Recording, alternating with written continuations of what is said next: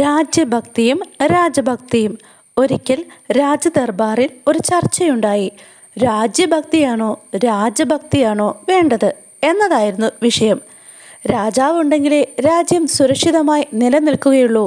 അതുകൊണ്ട് രാജഭക്തിയാണ് വേണ്ടത്. എല്ലാവരും ഒരേ അഭിപ്രായം പറഞ്ഞു. എല്ലാവരുടെയും അഭിപ്രായം കേട്ട് സന്തോഷിച്ചിരുന്ന കൃഷ്ണദേവരായർ ഒരറ്റത്ത് ഒന്നും മിണ്ടാതിരിക്കുന്ന തെന്നാലി രാമനെ കണ്ടു. എന്താണ് തെന്നാലി രാമ, താങ്കൾ മാത്രം ഒന്നും പറയാതിരിക്കുന്നത്? ചക്രവർത്തി ചോദിച്ചു. തിരുവുള്ളക്കേടുണ്ടാവരുത്. രാജഭക്തിയേക്കാൾ രാജ്യഭക്തിയാണ് വേണ്ടതെന്ന് വിശ്വസിക്കുന്ന ആളാണ് ഞാൻ.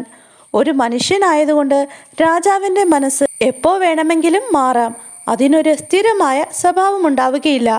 അതുകൊണ്ടാണല്ലോ നമ്മുടെ പഴമക്കാർ രാജാക്കന്മാരെ വിശ്വസിക്കരുത് എന്ന് പറയുന്നത്. തെന്നാലി രാമൻ പറഞ്ഞു. ചക്രവർത്തിക്ക് ആ അഭിപ്രായം തീരെ ഇഷ്ടമായില്ല. നാം വിശ്വസിക്കാൻ കൊള്ളാത്ത രാജാവാണെന്ന് തെന്നാലി രാമൻ മാത്രം ഈ രാജ്യത്ത് കരുതുന്നതിൽ നമുക്ക് വിഷമമുണ്ട്.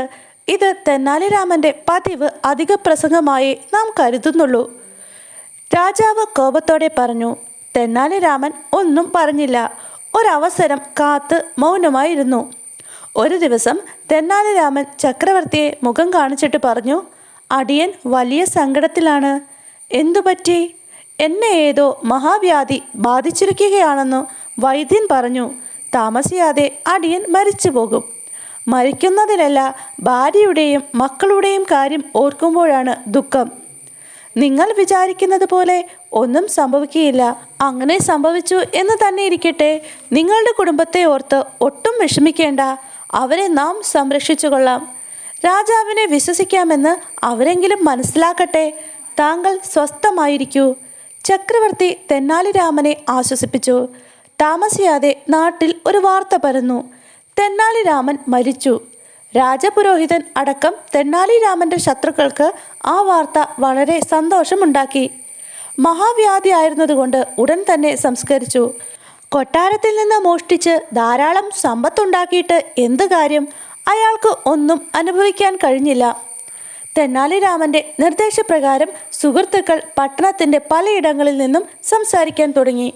ആ വാർത്ത നാട്ടിൽ പരന്നു. രാജഗുരുവും കൂട്ടരും ചക്രവർത്തിയെ ചെന്നു കണ്ടു. തെന്നാലി രാമൻ മരിച്ചത് ദുഃഖകരമായ വാർത്തയാണെങ്കിലും നമ്മൾ അതിൽ സന്തോഷിക്കുകയാണ് വേണ്ടത്. അയാൾ ഇവിടെ നിന്ന് മോഷ്ടിച്ച് ധാരാളം സമ്പാദിച്ചിട്ടുണ്ട്. അതൊക്കെ സ്വർണവും രത്നങ്ങളുമാക്കി ഒരു പെട്ടിയിൽ സൂക്ഷിച്ചിരിക്കുകയാണ്. അത് ഈ രാജ്യത്തിൻ്റെ സമ്പത്താണ്. എത്രയും വേഗം കണ്ടുകെട്ടണം, അവർ ഉപദേശിച്ചു. ചക്രവർത്തിയുടെ ദുഃഖം ദേഷ്യമായി മാറി. അദ്ദേഹം തെന്നാലി രാമൻ്റെ സ്വത്ത് കണ്ടുകെട്ടാൻ ഉത്തരവിട്ടു. പെട്ടെന്ന് തന്നെ ആ വാർത്തയും നാട്ടിൽ വ്യാപിച്ചു. വീട്ടിൽ ഒളിച്ചിരിക്കുകയായിരുന്ന തെന്നാലി രാമൻ ഭാര്യയോട് പറഞ്ഞു. ചക്രവർത്തിയുടെ ആൾക്കാർ താമസിയാതെ ഇവിടെ എത്തും. അപ്പോൾ നീ എന്നെ ഈ പെട്ടിക്കകത്താക്കി മുദ്ര വെച്ച് താക്കോലും പെട്ടിയും അവരെ ഏൽപ്പിക്കണം. നിന്റെ അഭിനയം കണ്ടാൽ ഭർത്താവ് മരിച്ചവളാണെന്നേ തോന്നിക്കാവൂ. അത് മറക്കരുത്. ഭാര്യ സന്തോഷത്തോടെ സമ്മതിച്ചു. രാജഭടന്മാരെ വഴിയിൽ കണ്ടതും തെന്നാലി രാമൻ്റെ ഭാര്യ അയാളെ പെട്ടിക്കകത്താക്കി പൂട്ടി മുദ്രവെച്ചു. രാജഭടന്മാർ കടന്നു വന്ന് തെന്നാലി രാമൻ നിധി സൂക്ഷിച്ചിരിക്കുന്ന പെട്ടി ആവശ്യപ്പെട്ടു. തെന്നാലി രാമൻ്റെ ഭാര്യ പെട്ടിയിൽ കെട്ടിപ്പിടിച്ച് കരയാൻ തുടങ്ങി. ഇതിലെൻ്റെ ജീവനാണേ, ഇതില്ലാതെ എനിക്ക് ജീവിക്കാൻ പറ്റില്ലേ. കണ്ടില്ലേ, ഭാര്യയും ഭർത്താവും ഒരുപോലെയാണ്. ചക്രവർത്തി തീർച്ചയായും ഇവളെ രാജ്യത്തിന് പുറത്താക്കും. സേനാധിപതിയും രാജപുരോഹിതനും തമ്മിൽ പറഞ്ഞു. ഭടന്മാർ ഭാരമുള്ള പെട്ടി ചുമന്ന് ചക്രവർത്തിയുടെ മുന്നിലെത്തിച്ചു. പെട്ടിയുടെ വലിപ്പം കണ്ട് ചക്രവർത്തി അമ്പരന്നു. തുറക്കു പെട്ടി, ചക്രവർത്തി കൽപ്പിച്ചു.